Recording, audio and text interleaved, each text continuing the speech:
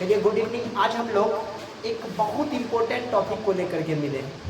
यह टॉपिक आपके एग्जाम में आपको बहुत अच्छा सहायता करेगा और सपोर्ट करेगा, ठीक है। इसलिए इस टॉपिक को जानना बहुत ज़्यादा हम लोग जरूरी है। तो टॉपिक क्या है हम लोग देखते हैं। आज हम लोग का टॉपिक है प्रकाश के परावर्तन के नियम। हम लोग पीछे वाले वीडियो में देखे थे प्रकाश का परावर्तन क्या है। आज जानेंगे प्रकाश के परावर्तन के कितने नियम हैं। समझ में आ गया कि नहीं आ गया? तो आज आपको ऐसे करके हम सिखा देंगे, आप पूरे जीवन में नहीं भूलोगे, है ना। तो अंतिम तक बस देखिएगा। तो याद रखिएगा प्रकाश के परावर्तन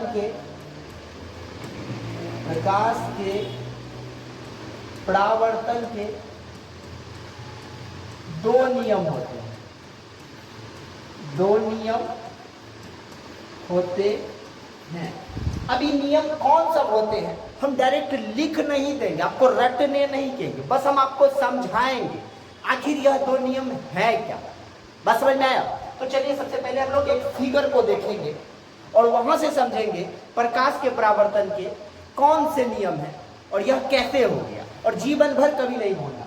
तो चलिए देखते, थोड़ा सा आप मेरा सपोर्ट कीजिए, जो कि आप अच्छा से समझ जाइएगा तो फिर बहुत अच्छा हो जाएगा, है ना। तो क्या प्रकाश के परावर्तन के दो नियम होते हैं, उन नियम को कैसे जीवन भर याद रखें। तो चलिए एक फिगर को देखते हैं। देखिए एक सतह है, क्या एक सतह है और यहाँ से प्रकाश की किरण आई किसी माध्यम से और उसी माध्यम में, जो माध्यम से उसी माध्यम में दूसरे दिशा में क्या हो गया, लौट गया। तो इस घटना को हम लोग क्या कहते थे, प्रकाश का परावर्तन। यहाँ पे क्या हुआ, लंब डाला गया था, याद है ना आपको। यहाँ पे क्या डाला गया, लंब। तो अब हम लोग के पास क्या हो गया, आपतित किरण। क्या हो गया, आपतित किरण। इसको क्या कहेंगे बउआ, आपतित किरण। बढ़िया से समझिएगा, इसको क्या कहेंगे, परावर्तित किरण। परावर्तित किरण यानी आने वाला किरण, और ये क्या हो गया, चले गया। ये हो गया आपतित किरण, ये हो गया परावर्तित किरण, और ये हो गया आपतन बिंदु। कौन सा बिंदु बउआ, आपतन बिंदु। क्या हो गया, आपतन बिंदु। अब देखिए यहाँ पे क्या है, तो अब याद रखिएगा आपतित किरण, परावर्तित किरण, और ये हो गया आपका सतह।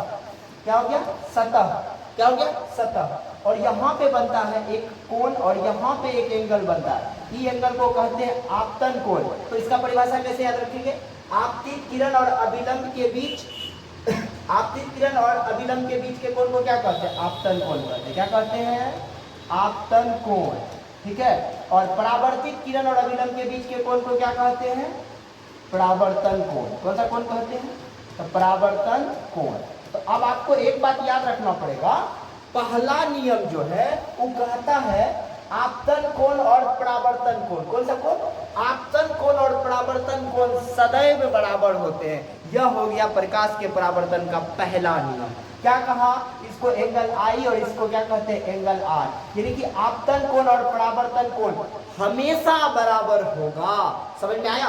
तो क्या हो गया, आपतन कोण और परावर्तन कोण सदैव बराबर होते हैं। पहला नियम हो गया। दूसरा नियम क्या कहता है, आपतित किरण, परावर्तित किरण तथा आपतन बिंदु पर डाला गया लंब तीनों एक ही तल यानी सतह पर होता है। यह नियम कहला गया दूसरा नियम। फिर से सुनिएगा, आपतित किरण, परावर्तित किरण तथा आपतन बिंदु पर डाला गया लंब तीनों एक ही तल यानी कि सतह में होते हैं। यह हो गया प्रकाश के परावर्तन का दूसरा नियम। दिमाग में बैठा ना अच्छा से, फिर से बोले एक बार अच्छा से सुनिएगा। आपतित किरण, परावर्तित किरण तथा आपतन बिंदु पर डाला गया लंब, आपतन बिंदु पर डाला गया लंब तीनों एक ही तल पे होते हैं। यही है प्रकाश के परावर्तन का दूसरा नियम। और पहला नियम क्या है, आपतन कोण बराबर परावर्तन कोण, यानी आपतन कोण और परावर्तन कोण सदैव बराबर होते हैं। समझ में आ गया कि नहीं आ गया? तो प्रकाश के परावर्तन के बउआ कितना नियम, दो नियम। काय गो नियम, दो नियम। पहला नियम क्या था, पहला नियम था आपतन कोण और परावर्तन कोण सदैव बराबर होते हैं। सदैव लिख लीजिए आप लोग, सदैव बराबर होते हैं, ठीक है। और एंगल आई बराबर क्या हो गया, एंगल आर, एंगल आई बराबर एंगल आर। दूसरा नियम क्या कहता है, आपतित किरण